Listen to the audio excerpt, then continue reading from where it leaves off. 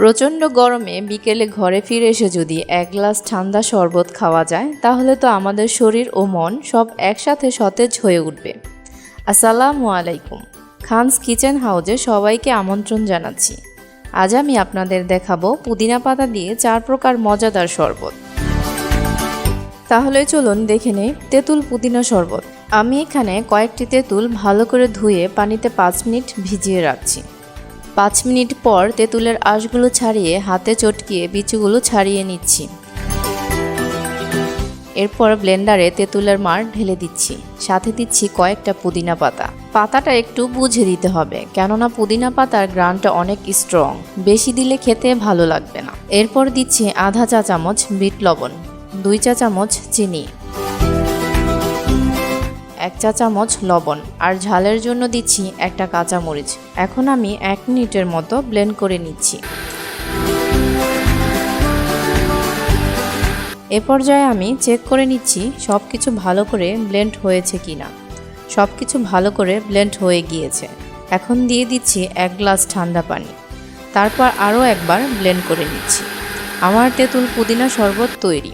আমি এখানে 2 গ্লাস পরিমাণ সব কিছু দিয়েছি। আপনারা গ্লাস অনুযায়ী উপকরণ কম বেশি করে নিতে পারেন। এখন দিয়ে দিচ্ছি 1 টুকরো বরফ। কাঁচা আম পুদিনা শরবত। আমি এখানে একটা কাঁচা আম কেটে নিয়েছি। আমের টুকরোগুলো এখন ব্লেন্ডারে দিয়ে দিচ্ছি।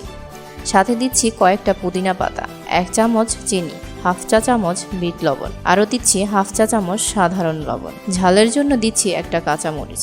কেউ খেতে না চাইলে বাদ দিতে পারেন। এরপর সামান্য একটু পানি দিয়ে 1 মিনিট ব্লেন্ড করে নিচ্ছি।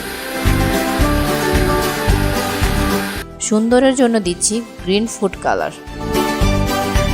এখন দিয়ে দিচ্ছি 1.5 গ্লাস ঠান্ডা পানি। এবার আরও একবার ব্লেন্ড করে নিচ্ছি। একটি চামচ দিয়ে চেক করে দেখছি সব কিছু ঠিক আছে কিনা। কম বেশি মনে হলে পানি, লবণ, চিনি অ্যাড করে নেবেন।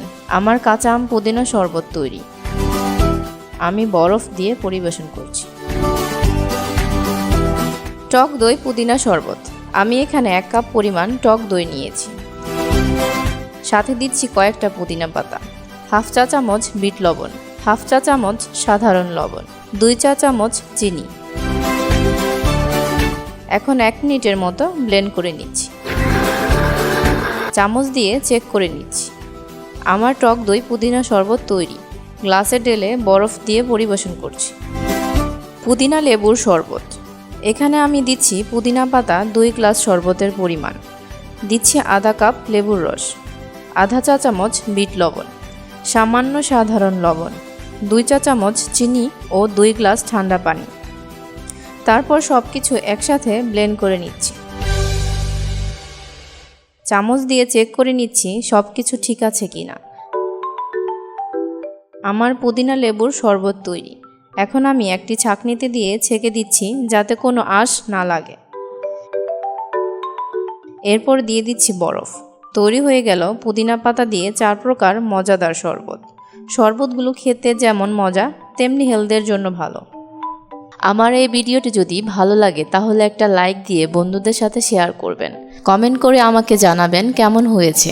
আর যারা আমার চ্যানেলটি সাবস্ক্রাইব করেননি তারা সাবস্ক্রাইব করে পাশে থাকা বেল বাটনটিতে একটা প্রেস করে দিন। সবার সুস্থতা কামনা করে এখানেই বিদায় নিচ্ছি। আল্লাহ হাফেজ।